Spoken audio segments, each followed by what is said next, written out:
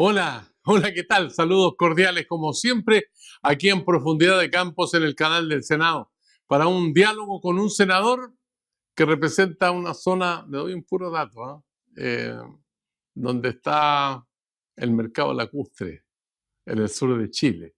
Aquí está su ficha de presentación.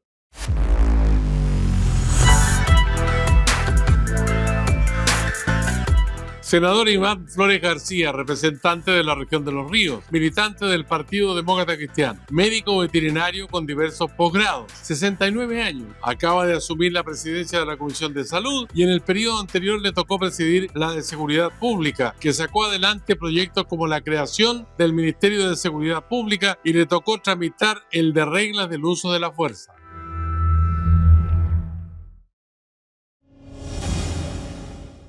Bueno, ya estamos listos para conversar con el senador Iván Flores García. ¿Cómo está, senador? Muy bien, Sergio, todo muy bien. ¿Sí? Para Bueno, los tiempos que soplan, estoy fantástico. oiga, yo estaba mirando su biografía, nacido el 15 de junio de 1955. Sí, pues preparé el Puerto Montt. regalo, ya estamos cerca. ¿Sí? Para celebrar, ¿va a haber alguna fiesta, algún curanto, un pulmay en Valdivia, no? Normalmente lo celebramos en familia y este año, bueno, yo espero que sigamos la tradición. Van a ser 70 este año.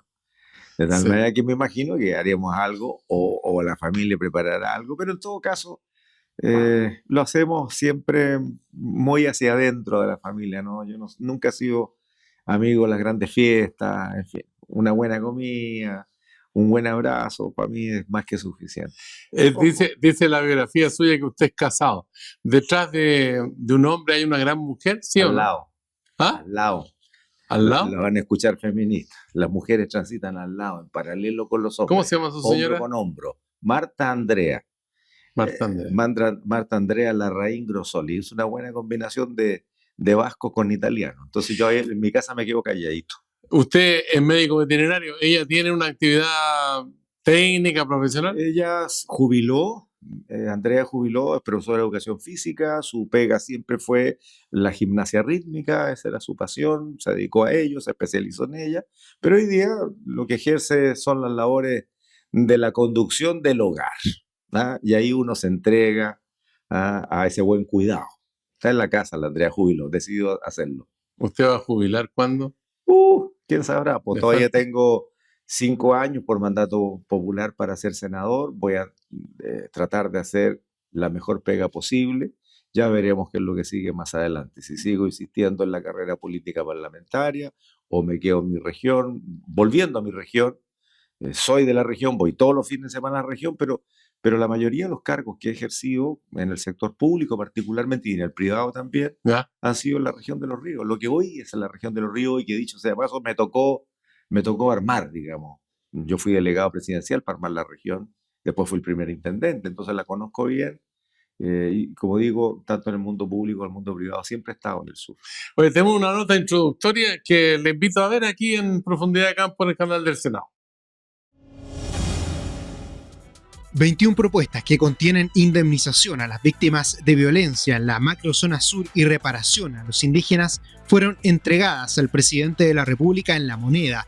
La Comisión para la Paz y el Entendimiento culminó así 2 años de trabajo. Es posible hacer una reparación alternativa en tierras y en otras cosas. No lo inventamos. Está en la legislación, aprobada por los poderes públicos de este país. Ahora estará en el Ejecutivo el poder darle continuidad y vida a una nueva relación entre el Estado y el pueblo mapuche. Bueno, aquí se prestaba para polémica. Incluso estaba mirando ahí que no satisfacía, que hay que votar en contra. Hay una senadora que incluso estaba por firmar el acuerdo, creo que lo firmó y renunció al Partido Republicano. Y Alfredo Moreno, que fue ministro del presidente Sebastián Piñera, ha dicho que frente a sus detractores del informe, que por lo menos deberían leerlo. ¿Qué pasa? ¿Qué nos ocurre como país? Yo creo que tenemos un país muy polarizado, en términos políticos muy atomizado. Yo creo que además con una falta de conducción política para poder converger más que para poder distanciarnos. Y en este caso en particular sobre el resultado de la comisión, que yo celebro porque trabajaron durante 2 años, hubo dudas si iban a poder llegar a algo. conducente a lograr, primero, el buen entendimiento entre el pueblo mapuche y el resto del Estado chileno, en una región que está muy mezclada entre lo que significa la justa reivindicación para mi gusto, pero también eh, en donde el crimen organizado se ha metido y ha, yo diría, intentado disfrazar la demanda mapuche, mezclándola con violencia que no es provocada por las organizaciones. Habrá algunos de apellido mapuche, pero no son ellos los que han estado organizando actividades criminales en términos generales. Cuando hablo de actividades criminales, hablo de robo de madera en escala industrial, y eso nos obligó a legislar, y hoy día hay una muy buena ley, una muy dura ley, que después la copiamos para el robo de minerales, que deberíamos votarla esta semana. Y por otro lado tenemos algunas actividades de narcotráfico que se amparan en esta dificultad de entendimiento que hay en la región de la Araucanía. Lo que más se lamenta de esto es la falta de voluntad y capacidad para llegar a acuerdos. Y este creo que es el primer paso de un gran acuerdo nacional que espero que efectivamente se concrete en términos de que primero los líderes mapuches entiendan de que este debería ser el gran esfuerzo histórico del Estado. Ahora, debería, después de lo que sabemos que ha sido desde la pacificación de la Araucanía para adelante, que de pacificación no tuvo poco, más bien fue un no debería sometimiento. ser el Senado que examinara el documento y hubiera un debate, y no esta cosa como se llama, que ha sido calificada como electorera y se ha rechazado por parte de algunos sectores extremos. No, yo creo que no nos corresponde a nosotros revisar. Yo creo que es responsable que cada ciudadano conozca este documento. Yo recién lo estoy leyendo. Esto fue puesto a disposición de la ciudadanía ayer. Es un informe largo en donde hay que leerlo con cuidado porque cada párrafo pesa un ladrillo. O sea, ahí hay conceptos muy importantes y también hay propuestas. Propuestas que, al ser entregadas por el presidente de la República, deben ser muy bien revisadas por el gobierno, y el gobierno tendrá que decir, porque a él le corresponde, qué va a tomar de esta propuesta y qué no va a tomar de esta propuesta y lo que va a tomar en qué plazo. Luego de eso, hay que presentárselo a los pueblos originarios. Los pueblos originarios no tienen un jefe, no tienen un director que jerárquicamente pueda hacer descender la información. Los pueblos originarios tienen otra forma de organizarse. Lo hacen a través de sus comunidades, cada comunidad tiene un lonco, son clanes familiares, en fin, las autoridades ancestrales han venido siendo desplazadas por autoridades de otra naturaleza. Esto fue parte de la herencia al final de la dictadura, donde se cambia la ley indígena, se les coloca la posibilidad de la propiedad privada, cambia la estructura. Hoy día cualquier persona puede formar una comunidad mapuche siendo de sangre mapuche o no, si se siente mapuche puede formar una comunidad, y eso ha distorsionado el verdadero rol de la autoridad ancestral, que siempre fue respetada y siempre fue la que ordenó el uso de la tierra, la que distribuyó los recursos y la que además mantenía la organización. Hoy día hay creo que una cierta tensión entre lo que significa, y aquí hay, ojo, para quienes sean gobierno tienen que tener mucha consideración de a quién escuchar, a quién hacer participar siempre. Yo cuando fui gobernador de la provincia de Valdivia a finales de los 90, fui, creo, el primero desde el retorno a la democracia en que junto con las autoridades civiles, militares, eclesiásticas del Poder Judicial, invité al último cacique de las regiones de, hoy día, los ríos y los lagos. El cacique Cuante de Lago Ranco y también de Osorno era una autoridad ancestral respetadísima, y lo invité. Y llegó con su bastón de mando y estuvo allí como las principales autoridades de la región. No se había hecho nunca. Entonces yo creo que el respeto parte por la consideración a la historia, a lo que ellos son, pero también en términos de que ellos tienen que entender de que el Estado chileno finalmente somos todos dentro de un territorio y tenemos que convivir y compartirlo. La cosmovisión mapuche, que es muy distinta a la nuestra, hay que intentar entenderla y respetarla. Pero a su vez también los pueblos originarios deben entender que hay otra sociedad que camina probablemente con un ritmo distinto, con intereses. ¿Cómo hacemos la buena convivencia? Ya la han hecho países que son los países más nuevos del mundo, ¿no? Australia, Nueva Zelanda, Canadá. Correcto. Que tuvieron un triste pasar en el momento de la colonización y que se dieron cuenta de que cómo avasallaron a los pueblos originarios, los obligó después a tomar políticas de mucha consideración y reparación. Hoy Ahora, día conviven bastante mejor que otros países. ahora, bueno, habrá que darle tiempo al tiempo a ver cómo evoluciona, digamos, el Lo informe de primero esta es la comisión. consulta indígena. ¿Ah? Lo primero es la consulta Ya, indígena. Hay que hacer una consulta indígena sí o sí, y ojalá que esto se haga rápido. Y correcto. después de eso, el gobierno que corresponda, que esto ya va a ser, creo que, me imagino, para el próximo gobierno, tendrá que, de este informe, tomar lo más relevante, lo más importante, la propuesta, y transformarla, en algunos casos, decisión ejecutiva, ¿cierto? Luego en la discusión presupuestaria, pero también hay una discusión legal. Hay materias legales o hay materias que vienen a través de una respuesta de nueva norma. Senador Flores, entre las preocupaciones que están en la agenda, digamos, está la situación de la salud y usted es presidente de la Comisión de Salud, entiendo, en este momento, y estuvieron hablando o investigando o indagando especialmente el Hospital Van Buren. ¿En qué quedó eso? Bueno, en realidad, sí, por notas de prensa hemos conocido la realidad del Hospital Van Buren, además hemos conversado con algunos de sus representantes, pero no es el problema en el Hospital Van Buren solamente. Tenemos una dificultad de respuesta de Estado a la demanda de salud de la población. Recordemos que la ciudadanía, y no solamente lo dice la encuesta, es una cuestión de cotidianidad. Es cosa de caminar en la calle, meterse a una casa cualquiera y conversar con la gente. Y la gente te dice, mire, hemos perdido libertades. Yo ya no salgo a visitar amigos porque me da miedo salir a la calle en la noche o me da miedo dejar la casa sola.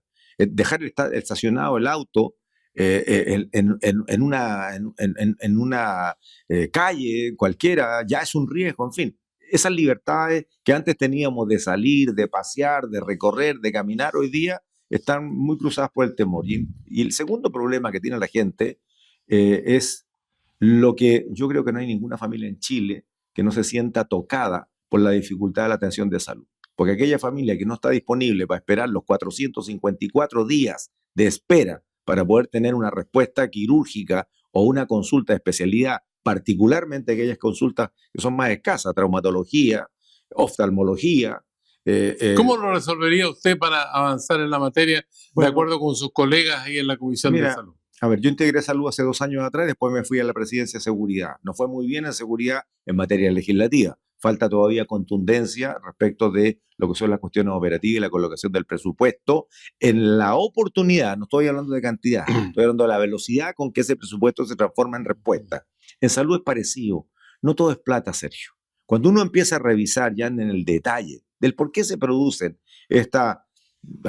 son 2,5 millones de personas, 2.800.000 personas en la lista de espera para una consulta especializada, o los 300.000 que esperan en una cirugía también por más de 1 año y medio.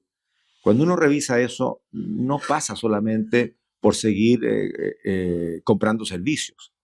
Me explicaba, y lo corroboramos, el Colegio Médico hace unos días atrás, me reunía varias veces con ellos. Me decían, mira, la compra de servicios a sociedades médicas significa un encarecimiento del 20% de lo que significa el costo real. Pero por otro lado, cuando un profesional de un hospital dice, mira, yo puedo hacer tanto en mis horas laborables, pero si me contratan en horas extras para seguir después de las 5 de la tarde, eso sale mucho más caro que contratar el servicio afuera. Entonces, algo no camina en términos de gestión. Por una parte, sí, tenemos la necesidad de colocar presupuesto, pero recordemos que dentro del presupuesto fiscal total en la administración del Estado, salud hoy día está del orden del 26%. Es súper alto. Son más de 3 billones de pesos. Entonces, es mucha plata. Pero entonces, ¿cómo hacemos para que la falta que la ciudadanía observa en cada hospital, porque faltan cosas? Usted mencionaba el Van Buren, pero no solo el Van Buren, hay 6 hospitales críticos hoy día en Chile, y cuando citamos a una sesión especial, yo corregí la convocatoria. No íbamos a tratar el problema del Van Buren, íbamos a tratar el problema de los hospitales de las 16 regiones de Chile. Atendí a un grupo de funcionarios del Hospital de Los Vilos. Y las cosas que me cuentan no pasan ni por plata, en fin, para tomarse un TAC tienen que ir a un hospital a otra ciudad. Entre La Serena y la Coquimbo tienen 2 hospitales de alta complejidad, más el de Ovalle son 3 de alta complejidad, y Los Vilos, que tiene 150.000 personas flotantes en la temporada estival y también el resto del año, tienen que viajar 3/4 de hora para ir a tomarse un TAC y regresar. Y como es un hospital de baja complejidad, los exámenes que le hacen ahí, cuando llegan a un hospital de mediano o de alta, tienen que volver a repetir el examen. Dígame si eso no es un problema de gestión, que duplica los exámenes, que duplica el esfuerzo, cuando la verdad es que se puede organizar de una manera distinta. Senador, Entonces, ese es un tremendo desafío, Sergio, y un desafío país.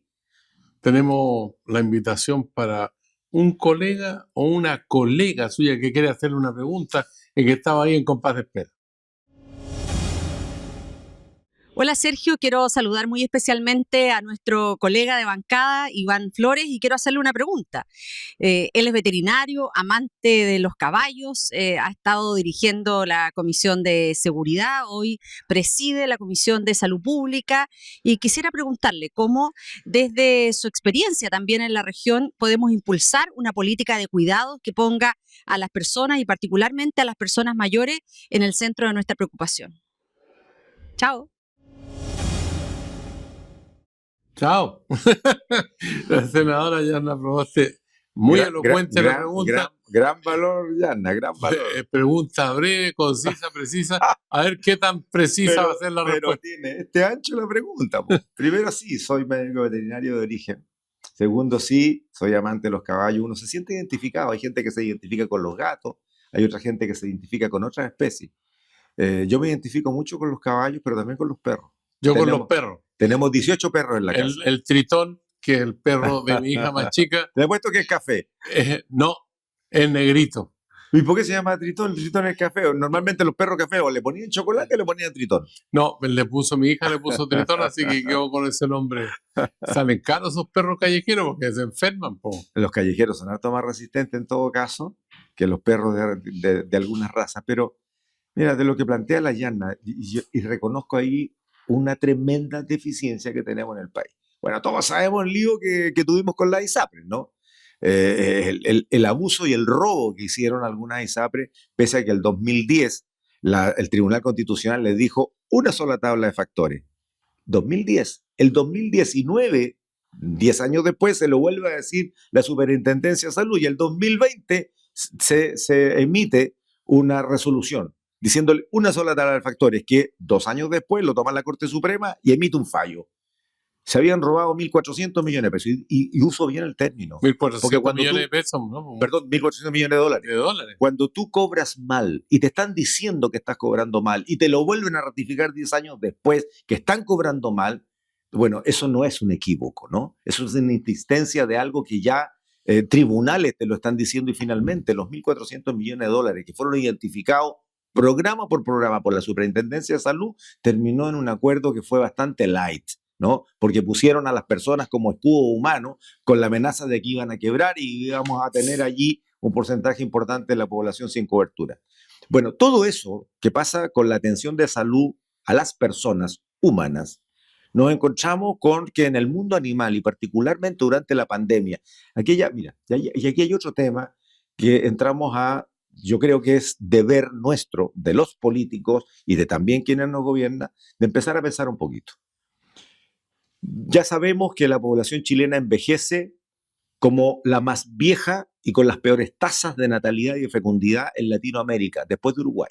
Correcto. O sea, cuando tú, para poder perpetuar el número de habitantes nacionales, necesitas arriba de 2%, nosotros estamos en 1.6, 1.5%. Uruguay está menos todavía. Estamos al nivel de las poblaciones asiáticas que venimos descendiendo. Y es un tema, ojo, de futuro por la fuerza de trabajo, por la reposición, en fin, particularmente en el mundo rural, donde la población rural se envejece porque los cabros se van y en la medida que van desapareciendo los pequeños agricultores particularmente, el campo desaparece. Y ese es un tema de estrategia nacional. Pero, ¿a qué voy? Aparte del envejecimiento de la población, hay un problema de soledad. Tenemos mujeres jefas de hogar cada vez creciendo más, las familias constituidas por mujeres con sus niños empieza a empatar a las parejas establecidas. ¿Y qué ocurre entonces cuando los chicos se van? Empiezan a quedarse las mujeres solas, empiezan a quedarse además adultos mayores solos. ¿Qué fueron lo que hicieron en pandemia encerrados? Comprar una mascota, recoger o adoptar una mascota. Las tiendas de mascotas no tenían que vender y los precios se levantaron. O sea, yo conozco gente que pagaba 1,5 millones de pesos, los que podían pagar, por una mascota, porque no habían. Todo el mundo quería un perrito para sentirse acompañado. La valoración de lo que significa estar acompañado por otra especie, tratarlo como un hijo, tratarlo como otro ser viviente y sintiente que comparte tu vida, fue algo que la pandemia marcó. ¿Qué es lo que ocurre con eso? No faltan aquellas personas malcriadas que después de la pandemia los abandonaron, también ocurrió. Pero me he encontrado, por ejemplo, un señor a quien saludo con mucho cariño, siempre me abraza, amigo, me grita. Es el parquímetro que está, don Daniel, el parquímetro que está enfrente del Congreso Nacional de Santiago. Y él me contaba, don Iván, estoy re preocupado, se me enfermó mi compañera. ¿Tu señora? Le digo. No, mi gata, yo vivo solo. Mi compañera, la que me espera, es mi gata. Había gastado 1.200.000 pesos, un señor que es el parquímetro, que está en la calle, 1.200.000, porque eso es lo que le sale en las clínicas. Cualquier persona de los que hoy día nos ven, llevan a su perro, a su gato al veterinario y la consulta y el tratamiento le salen 120 lucas. No tenemos una ISAPRE. Cuando uno va al médico, hay un copago que uno hace, dependiendo del ISAPRE o si es FONASA, y uno paga una partecita del costo real. Pero tratándose de la atención de nuestros compañeros animales que viven con nosotros, te fijas, y que son nuestros compañeros de vida muchas menores, veces, ¿no? pero eso lo tenés que pagar al contado, Sergio. Ah. Y pagas el valor real. Por lo tanto, mantener hoy día y sacar de una enfermedad a una mascota son 200.000, 300.000, 400.000 o 1.200.000 como le salió al parquímetro. Y ese es un tema que no está resuelto. Senador, no tenemos hagamos una aseguradoras para los animales. Hagamos una pausa porque hay más para seguir conversando. Dale nomás. Lo voy a agotar yo hoy día. Dale, aguanto como loco, dale. Oye, hagamos una pausa, director, aquí en Profundidad de Campo, en el canal del Senado, porque tenemos mucho más para conversar con el senador Iván Flores de la región de Los Ríos.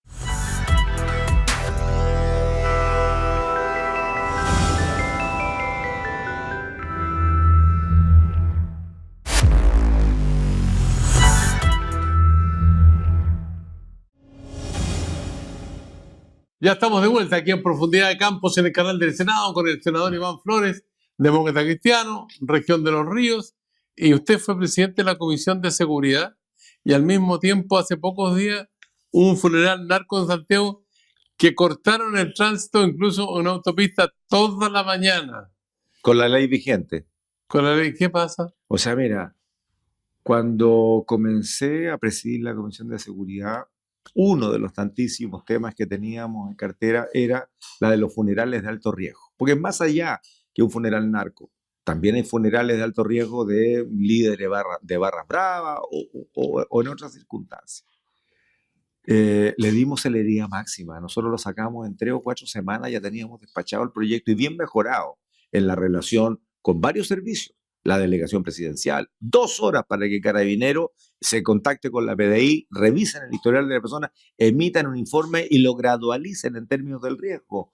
Va a registro civil para que rápidamente se haga el trámite de defunción, va al servicio médico legal, los peritajes tienen prioridad por sobre los demás para buscar una sola cosa, que el trámite se haga sin velorio y directamente del lugar de fallecimiento a el lugar de exhumación, donde lo van a sepultar, o de cremación. Fin de la historia.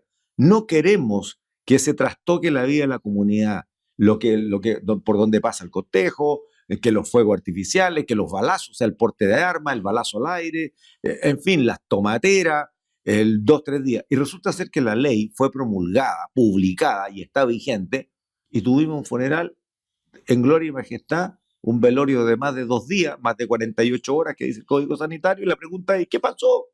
Entonces dijeron, no, que el reglamento todavía no está publicado. El reglamento está publicado. Entonces, ¿qué pasó?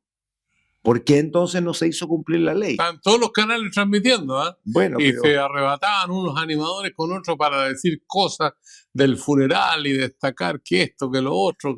yo creo que lo que se puede destacar ahí, hay una explicación del por qué no se aplicó con rigor la norma. Y podemos entenderla. Pero, ¿sabes, Sergio? Lo que queda en la sensación es que si de verdad nos quemamos las pestañas tratando de sacar una ley lo más rápido que se pueda y que además sea contundente y le guste a quien le guste, me refiero a quienes quieran hacer un funeral de esta naturaleza con toda esta parafernalia, no hayamos tenido la voluntad para apretar la mano y decir, no señor. O sea, es la obligación legal, por no la Pero voluntad. obvio, había una explicación que tenía que ver con parte del reglamento, digamos, y de la... Perdón, no, me equivoqué, para decirlo con franqueza. El reglamento está publicado, pero la propia ley establecía un plazo para entrar en vigencia, y ese plazo es ahora, en mayo. Por esa razón, yo me la habría jugado, Sergio. ¿Y por qué no le pusieron de aplicación inmediata? Bueno, ahí tenemos una dificultad y eso hay que reconocerlo. La ley empieza a aplicarse ahora en mayo, pero tratándose de esta naturaleza, ya teniendo una ley vigente y publicada, excepto en su aplicación concreta, que parte en mayo, deberíamos haber apretado los tiempos, porque al final de cuentas excedieron el plazo que el propio Código Sanitario establece y habríamos apretado la mano nomás. No se hizo, yo espero que a partir de mayo no tengamos ningún funeral de esta naturaleza, ninguno. Ya estamos en mayo ya. Pues, bueno, estamos en mayo, pues se vence el plazo ahora y tienen que hacerlo. El gobierno tiene y la fuerza pública tiene que aplicar. Y de paso, yo espero que sea con la suficiente publicidad para que todo el mundo sepa que no se va a permitir ningún tipo de funeral de esto, donde sacan pistolas, sacan fuegos artificiales, hay tomatera, hay todo tipo de berrinche en los alrededores, y a veces hay enfrentamientos también entre la banda que lo hizo y la banda que lo recibe, en fin, y todo el trayecto, pues. ¿Le hago una pregunta personal? Dale. ¿Tiene candidato presidencial o no? Yo sí. ¿Sí? ¿Quién? Yo lo voy a decir con franqueza, Carolina Toá. ¿Sí? Sí, yo soy demócrata cristiano y lo digo en un momento muy tenso de mi partido, en donde tenemos un candidato presidencial hasta el día 30 pasado, que era el mandato de la Junta Nacional para ir a primarias como precandidato presidencial. No hubo primarias y por lo tanto automáticamente, lo dijo el Tribunal Supremo, hay un conflicto con aquello, automáticamente cesaba en el cargo, en la postulación presidencial, nuestro presidente. Y en ese contexto... O sea, Alberto Undurraga ya no corre. De acuerdo al Tribunal Supremo, no. De acuerdo a lo que se señaló en el CERVEL, que sacó una segunda declaración que enredó más la cosa todavía. Pero mira, más allá de eso, cuando un candidato, y esto lo digo con cariño y con respeto, ¿no? Yo soy un militante disciplinado, siempre lo he sido, pero la realidad política y la oportunidad de hacer y decir las cosas o se dicen o pasó a la micro. Y en este caso, cuando tenemos un candidato que él es muy buena persona, es muy buen diputado, pero no está marcando ni siquiera un 1%, tengamos sentido de realidad. La democracia cristiana hoy día debería concentrarse en tener una buena negociación parlamentaria. Y esto es 2 listas. Y el Frente Amplio tiene que abrirse a que todo el progresismo, más la democracia cristiana, tengamos 2 listas. Porque, a ver, la candidatura presidencial de Carolina Toá, que es la que tiene, a mi manera de ver, la mayor opción de ganar en primera vuelta si fuéramos todos unidos, ¿me entienden? Ninguna otra candidatura al progresismo, porque si no va a pasar lo que pasó con el cura Catapilco, ¿no? O sea, uno de los candidatos necesitaba el 3% para ganar, perdió por el 3% y el cura Catapilco se llevó el 2%. ¿Me entienden? No podemos ser cura Catapilco. Y en este caso el esfuerzo tiene que ser concentrar toda nuestra tarea electoral para ver si podemos ganar en primera vuelta, porque la derecha va separada. Son 3 candidatos fuertes, pero van separados y van a ir separados en la primera vuelta. Si no logramos ganar en primera vuelta, la segunda se nos viene difícil y por lo tanto no deberíamos perder esa oportunidad. Y en este contexto entonces, lo que tiene que haber es asegurar que si no vamos a poder ganar, y ojalá que no sea así, ojalá que podamos ganar con nuestra candidata, con Carolina Toá, si no pudiese ser, pongámonos en todos los escenarios, necesitamos asegurar que no tenga la derecha una mayoría parlamentaria, porque entonces, ante un eventual gobierno de derecha, con mayoría parlamentaria de derecha, vamos a empezar a tener retrocesos. ¿Otra cosa mariposa, dice usted? ¿Como por ejemplo? No, pues si la derecha ¿Cuál es la mariposa? Tiene el gobierno y tiene el parlamento, a otra cosa mariposa. Tendremos que dar la pelea con mayor firmeza y dureza. Yo voy a ser senador todavía por 5 años más y por lo tanto me va a tocar ser senador en el gobierno que venga. Y lo que yo estoy diciendo hoy día, tengamos un sentido de realidad política. Y se lo he estado diciendo públicamente a mi partido, a algunos le ha molestado. Pero la realidad política, nuestro candidato lamentablemente no ha marcado como se esperaba. Y en ese escenario hay que actuar rápido. Concentrémonos todos en una sola candidatura. ¿Quién cree que tiene la mejor opción? Carolina Toá. Y punto. Entonces empecemos a trabajar con ella desde el principio. Ahora, estamos esperando la Junta Nacional nuevamente convocada. Yo me imagino que habrá un voto político. Yo espero que prime la cordura política. La cordura política es juntemos todo el esfuerzo para apoyar una sola candidatura y tener una postulación a elecciones parlamentarias, que no es mi caso. Yo no estoy hablando como incumbente. Yo no voy a elecciones ahora, pero que tengamos la mayoría en el Congreso Nacional. Y eso se logra dando espacios a todos los candidatos nuestros, de todos los partidos del progresismo y la democracia cristiana, a ir en 2 listas. Y eso es re simple. Mira, la política, en principio, no es una cuestión complicada cuando uno saca bien las cuentas en buen sentido, pero también con un sentido de generosidad, de claridad política, con una visión de futuro, de qué es lo que pasa en los distintos escenarios. Y nosotros creemos que hoy día no hay espacio para los retrocesos de las conquistas sociales. ¿Qué le vamos a decir a la gente? ¿Vamos a disminuir las horas? Pues, la gente es la que quiere preguntarle ahora, precisamente. Pero dale nomás, pues, Veamos, director, ¿qué mí le va a preguntar la gente a nuestro me senador? gusta escuchar. Buenas tardes, mi nombre es Pamela Ñancupil Martín, soy presidenta de la Fundación SEC Chile, Centros de Esterilización Caninos y Felinos para Chile.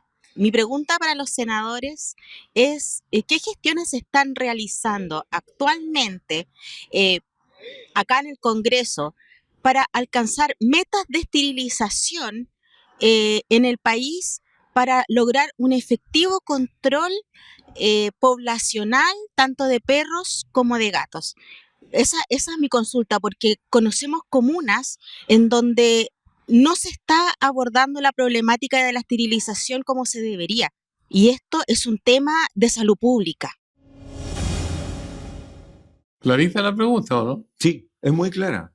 Es muy clara y es muy compleja porque, mira, uno recorre el mundo, puedes ir a cualquier país vecino, que decir de Europa, tú no ves perros vagos, no los ves. Y los perros que transitan por la calle van con una traíla y su propietario o su tenedor va con una bolsita para recoger, digamos, lo que necesita recoger, su excremento. Nosotros aquí estamos inundados de perros vagos. Antiguamente se les daba chinina y era un espectáculo terrible ver a los perros muriéndose o tiesos en la calle. Yo recuerdo de niño eso. Entonces, bueno, hoy día tenemos una norma en buena hora, la ley Cholito.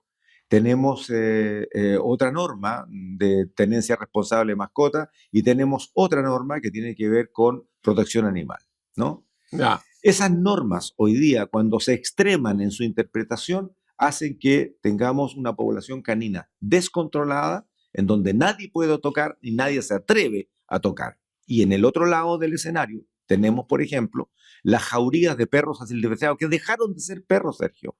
Son animales salvajes que están en las periferias de las ciudades porque fueron abandonados por sus dueños, se transforman en una jauría de animales salvajes. Hoy en el campo le echan la culpa al chupacabra, a los leones, un león chileno. No, mira. De comérselo en mi a región, gallina. Entonces. En mi región, 2.700 personas mordidas por perros vagos. Esa es la cifra oficial de la gente que llega al hospital a ser atendida o a hacer la denuncia. ¿Quién sabrá cuánto es la cifra negra? Segundo, hay que ponerle cuántas inyecciones en la guatita. Bueno, nosotros no tenemos rabia furiosa en nuestro país. A mí me tocó trabajar con vampiros, con el Desmodo rotundo, que es un murciélago hematófago, y estuve sentado en un brote de rabia. O sea, extraje 42 cerebros, 39 positivos de rabia. Ahí sí había obligación de vacunar. En Chile también hay un protocolo para eso, para no correr riesgo. Pero el tema es otro.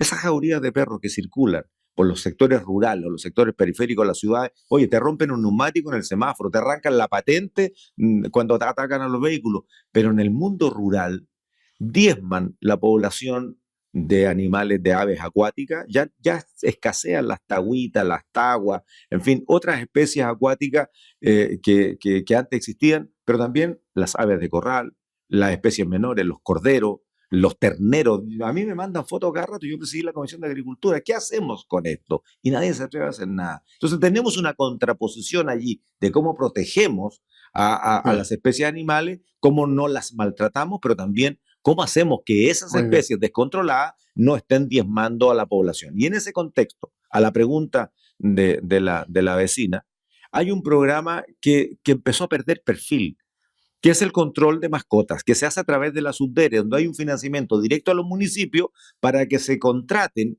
a clínicas privadas, o algunos municipios lo hacen directamente contratando veterinarios para hacer esterilizaciones rápidas. Pero no pasa nada si no a lo menos esterilizamos al 60% de la población canina, hembras y machos. Porque si no se hace eso, una perra cicla 2 veces al año, ¿no? Normalmente en marzo y septiembre, y puede tener camada de 8, de 9 o de 10 cachorros. Si uno no controla a lo menos el 60% de la población fértil, y si la gente no tiene el cuidado de separar una hembra con un macho, o no los sueltan a la calle para que vayan a revolver los tarros en la basura, la verdad es que no vamos a tener el control de la población canina. O sea, eso es un problema de salud pública, tal como dijo la vecina. Y no se ha enfrentado ni con la firmeza, ni tampoco con los recursos necesarios para que en un par de años se haga una... Cuando partió el programa yo lo dije, ¿eh? Y lo sacamos con números. Mire, los recursos tienen que ser colocados todos de una sola vez, porque no se puede a goteras, no funciona a goteras, ¿no? La proliferación de los perros al final, que empiezan algunos a ser adoptados y otros a ser dejados en la calle, hace que tengamos el descontrol que hoy día tenemos. Y es un problema sanitario y de convivencia también. Senador, yo quiero invitarlo al cierre ya, a jugar un ping-pong. Yo le digo una palabra, un concepto. Malo para el ping-pong, Sergio. Mi papá es bueno para jugar ping-pong. Tiene 92 años y paletea, pero yo soy re malo. Tendría que darse una vuelta por China porque ahí sí que juegan. Tengo los ojos un poco achinados, nada más. Pero... Yo le digo un concepto, una palabra, y usted me contesta con otra palabra, otro concepto. Democracia cristiana. Ay, preocupación. Licencias médicas. Desafío. Enfermedades poco frecuentes. Obligación. Fraccionamiento pesquero. Resuelto. Lo tenemos resuelto. Los pescadores artesanales van a tener mucha más proporción, pero también lo desafía porque tienen que responder a esa mayor cuota que le estamos entregando. Ley Cholito. Un gran logro, pero hay que hacer algunos ajustes. Gobierno de Boric. Complicado. Minuto de confianza, 60 segundos para usted, un regalo que le hacemos al completar. Puedo decir lo que quiera, ¿no? Me voy a dejar decir lo que quiera. 60 segundos.